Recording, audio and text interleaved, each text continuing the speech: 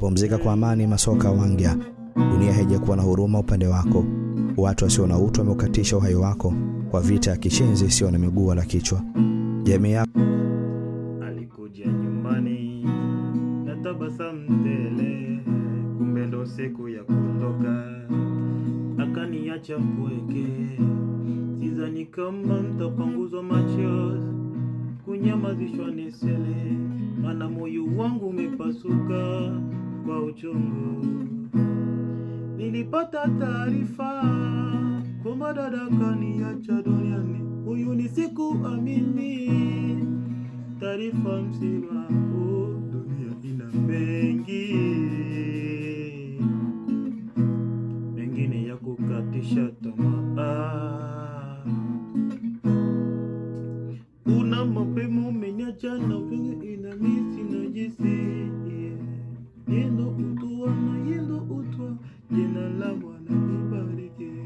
Lala salama mbele yako nyuma yetu, tulikupenda kweli ila Mungu hakupenda zaidi. Lala salama mbele yako nyuma yetu, tulikupenda kweli ila Mungu hakupenda zaidi. rahisi kuzibwa na yeyote binti.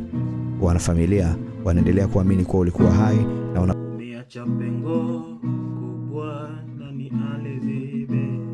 Tulikuzuia tunabudi, wacha tushukuru Mungu.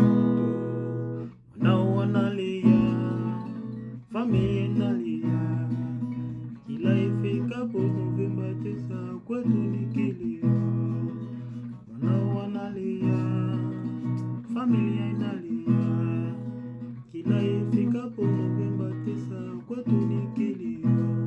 Lala salama mbele yako nyuma yetu, tulikupenda kweli ila Mungu hakupenda zaidi. Lala salama mbele yako nyuma yetu, tulikupenda kweli ila Mungu hakupenda zaidi. Pumzike Butterfly. Rest in peace, Masoka Wangya.